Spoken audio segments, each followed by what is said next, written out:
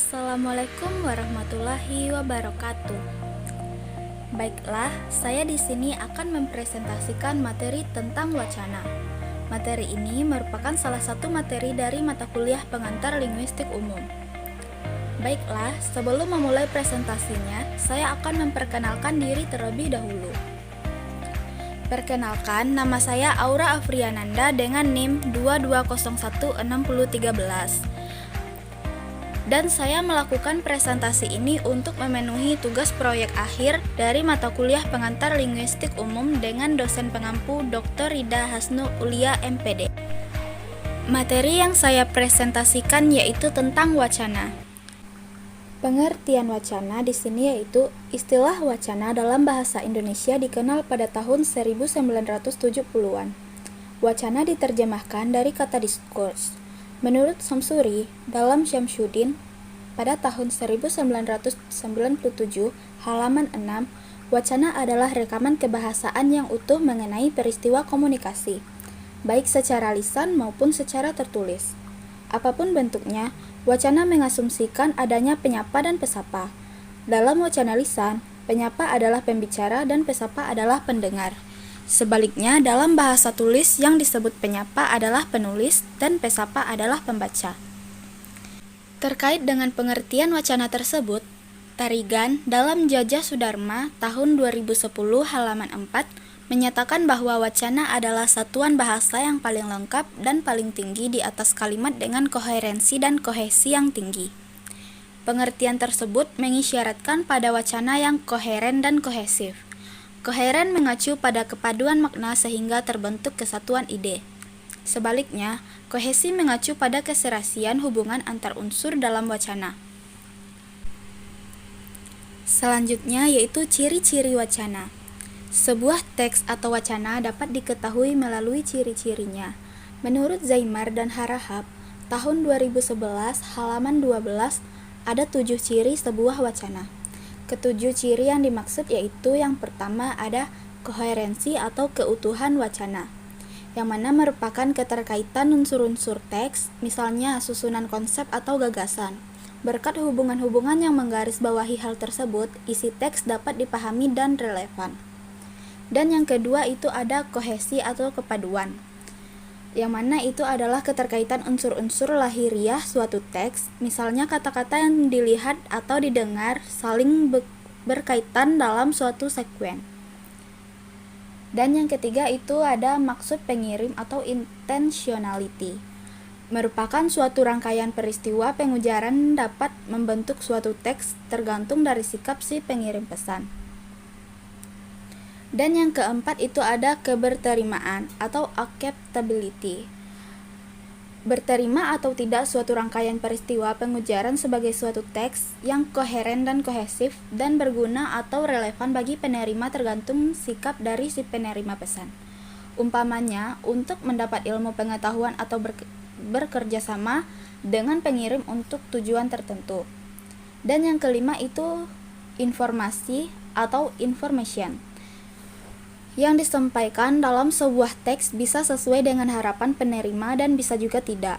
Isi teks bisa berupa informasi yang telah diketahui oleh penerima, jadi tidak memberikan informasi baru bagi penerima. Isi teks juga belum diketahui atau belum seluruhnya diketahui sehingga teks memberikan informasi pada si penerima. Dan yang keenam, situasi pengujaran atau situationality, berkaitan dengan faktor-faktor yang menjadikan suatu teks relevan atau tidak untuk suatu peristiwa pengujaran. Misalnya, jangan ribut, ada ujian. Dan yang ketujuh itu intertekstualitas atau intertekstuality, berkaitan dengan faktor-faktor yang menyebabkan pemahaman suatu teks tergantung dari pengetahuan tentang suatu atau beberapa teks lain yang telah didengar atau dibaca sebelumnya. Selanjutnya yaitu alat wacana. Sebuah wacana dikatakan baik kalau wacana tersebut kohesif dan koheren. Untuk membentuk wacana yang kohesif dan koheren, diperlukan berbagai alat wacana. Alat wacana tersebut ada yang berupa aspek gramatikal dan ada yang berupa aspek semantis. Alat gramatikal yang dapat digunakan agar wacana menjadi kohesif antara lain yaitu Yang pertama ada konjungsi. Konjungsi adalah alat untuk menghubungkan kalimat dengan kalimat atau menghubungkan paragraf dengan paragraf lain. Dengan penggunaan konjungsi tersebut, hubungan antar kalimat atau hubungan antar paragraf menjadi lebih eksplisit dan akan lebih jelas dibandingkan dengan hubungan yang tanpa konjungsi. Dan yang kedua itu ada pronomina. Pronomina, dia, nya, mereka, ini, dan itu dapat digunakan sebagai rujukan anaforis. Dengan menggunakan pronomina sebagai rujukan anaforis, bagian kalimat yang sama tidak perlu diulang. Akan tetapi, bagian kalimat yang sama cukup diganti dengan pronomina. Dengan demikian, kalimat-kalimat yang digunakan sebagai unsur pembangun sebuah wacana menjadi saling berhubungan. Dan yang ketiga itu ada elipsis. Elipsis adalah penghilangan bagian kalimat yang sama yang terdapat pada kalimat yang lain. Dengan elipsis, sebuah wacana akan menjadi lebih singkat, padat, tetapi tetap komunikatif. Hal itu disebabkan bagian kalimat yang sama tidak perlu diulang. Selanjutnya itu persyaratan wacana. Wacana merupakan satuan bahasa yang terlengkap. Sebagai satuan terlengkap, bagaimana membentuk sebuah wacana? Untuk membentuk wacana yang baik, perlu dipertimbangkan persyaratan sebuah wacana. Menurut Alwi, tahun 2001 halaman 8, persyaratan wacana yang baik diantaranya itu ada kepaduan, kesatuan, dan kelengkapan. Yang mana kepaduan yaitu kepaduan dalam wacana dapat diwujudkan dengan cara merangkaikan kalimat dengan kalimat dan paragraf dengan paragraf, sehingga bertalian secara logis dan padu. Pertalian kalimat dengan kalimat dan paragraf dengan paragraf secara logis dan padu dapat memperjelas masalah yang dibahas. Untuk mempertahankan agar pertalian kalimat dengan kalimat dan paragraf dengan paragraf tetap logis dan padu, dapat digunakan kata penghubung, repetisi, dan kata ganti. Itu menurut Wijono tahun 2007, halaman 182. Prinsip kesatuan adalah setiap paragraf sebagai pembangun wacana memiliki keterkaitan dengan masalah atau topik yang dibahas. Keterkaitan tersebut dapat dilakukan misalnya dengan menggunakan pola pengembangan khusus ke umum atau pola pengembangan umum ke khusus. Dengan kata lain, tidak satupun kalimat atau paragraf yang membangun sebuah wacana menyimpang dari permasalahan yang sedang dibahas. Dan yang terakhir itu ada kelengkapan. Wacana yang baik harus mampu mengungkapkan masalah yang dibahas secara tuntas. Maksudnya, wacana tersebut mampu menyajikan informasi dengan lengkap. Di dalam wacana itu sudah tercakup semua yang diperlukan untuk mendukung permasalahan yang dibahas. Dengan kata lain, wacana yang baik harus sudah dikembangkan sedemikian rupa sehingga pembaca memperoleh informasi yang lengkap tentang masalah yang dibahas. Terkait dengan persyaratan sebuah wacana, Oka pada tahun 1994 halaman 264 sampai 265 menyatakan ada 3 syarat yang perlu diperhatikan untuk membentuk sebuah wacana. Persyaratan yang dimaksud yaitu yang pertama adanya topik, dan yang kedua adanya tuturan pengungkap topik, dan yang ketiga adanya kohesi dan koherensi. Yang pertama adanya topik. Topik dalam sebuah wacana mengacu pada sesuatu yang dibicarakan. Topik merupakan pokok pembicaraan atau masalah yang dibahas. Topik sudah harus ada sebelum wacana ditulis. Tanpa topik, tidak mungkin dihasilkan wacana yang baik. Dengan demikian, topik mempunyai peranan yang penting dalam penyusunan sebuah wacana. Topik mempunyai rentangan dan cakupan yang bermacam-macam, dari yang terbesar sampai yang terkecil. Topik itu telah mengikat pemakai wacana untuk tidak membuat tuturan yang keluar dari ruang lingkupnya. Topik itulah yang menjamin keutuhan wacana. Dan yang kedua yaitu adanya tuturan pengungkap topik, beserta jabaran-jabaran topik yang bersangkutan. Wujud konkret tuturan pengungkap topik itu adalah kalimat atau untaian kalimat yang membentuk teks. Teks yang dimaksudkan di dalam wacana tidak selalu berupa tuturan tulis, tetapi juga berupa tuturan lisan. Karena itu, dalam kajian wacana dikenal teks tulis dan teks lisan. Yang ketiga, yaitu adanya kohesi dan koherensi. Kohesi merupakan hubungan formal atau hubungan yang tampak pada bentuk.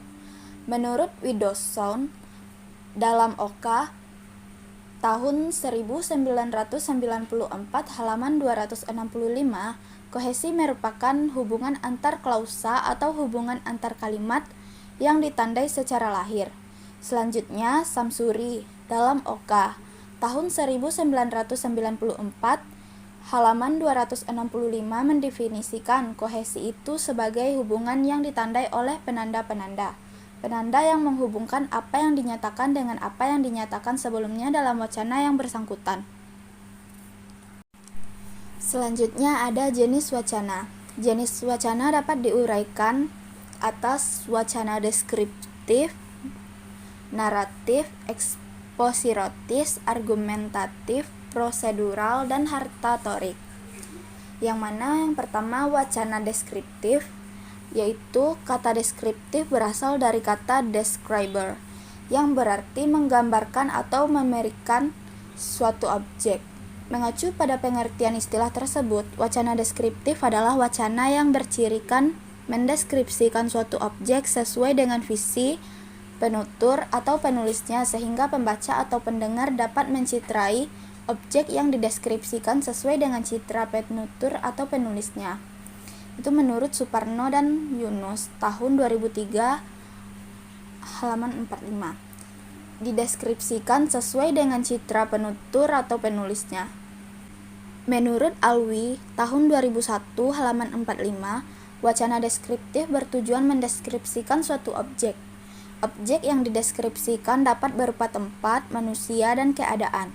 Terkait dengan pendapat sebelumnya, Atmazaki tahun 2007, halaman 88, dalam tulisan deskriptif objek dipaparkan dengan sejelas-jelasnya sehingga mitra tutur, dalam hal ini pembaca dan pendengar, seakan-akan mencermati, merasakan, meraba, atau melihat objek yang dideskripsikan.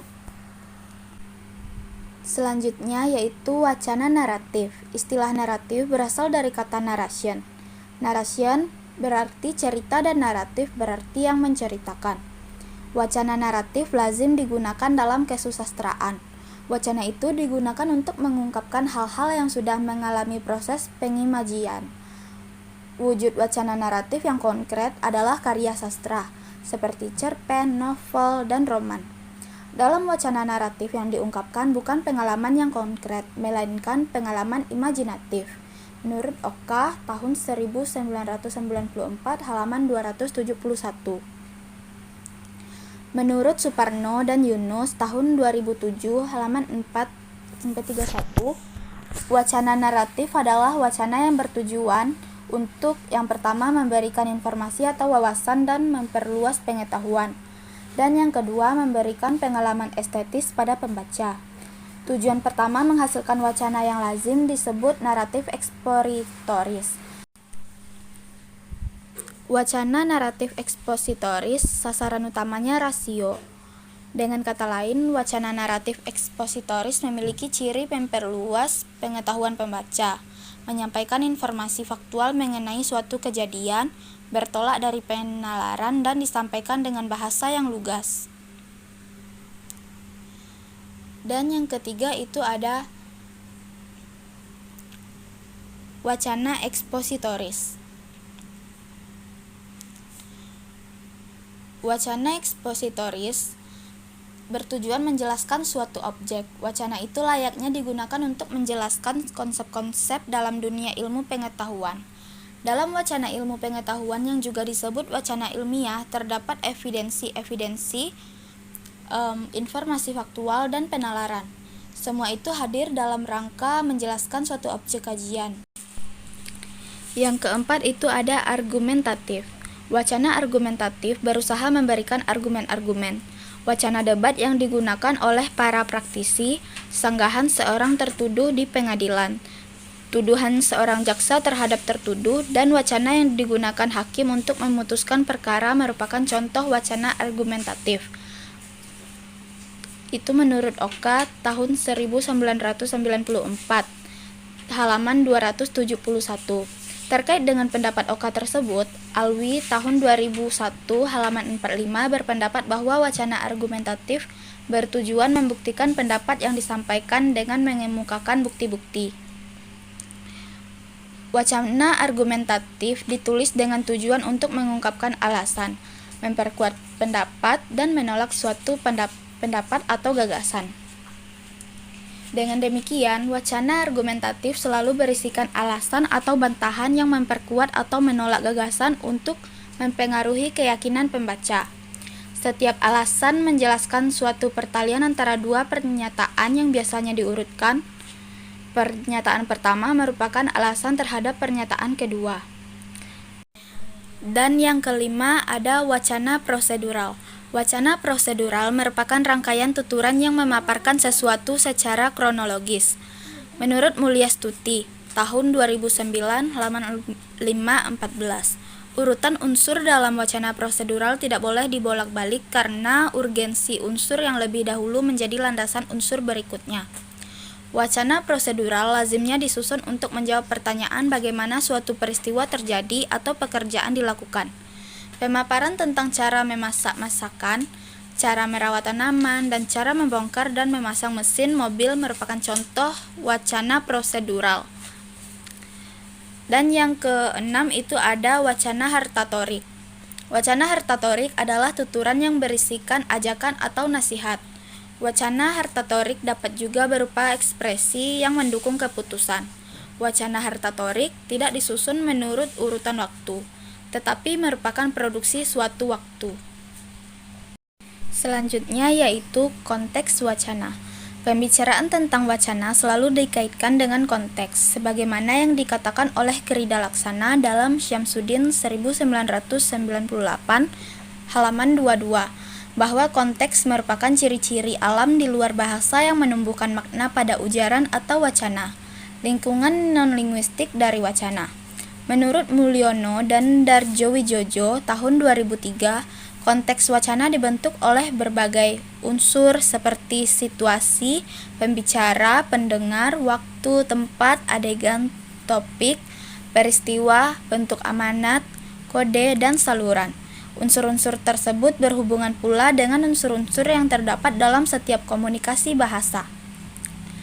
Menurut Himes, dalam Syamsuddin DKK tahun 1998, halaman 22, unsur-unsur yang dimaksud yaitu latar, peserta, hasil, amanat, dan cara, dan sarana, norma, dan genre. Baiklah, hanya ini yang dapat saya sampaikan. Semoga materi yang saya paparkan dapat bermanfaat. Saya akhiri dengan Assalamualaikum warahmatullahi wabarakatuh.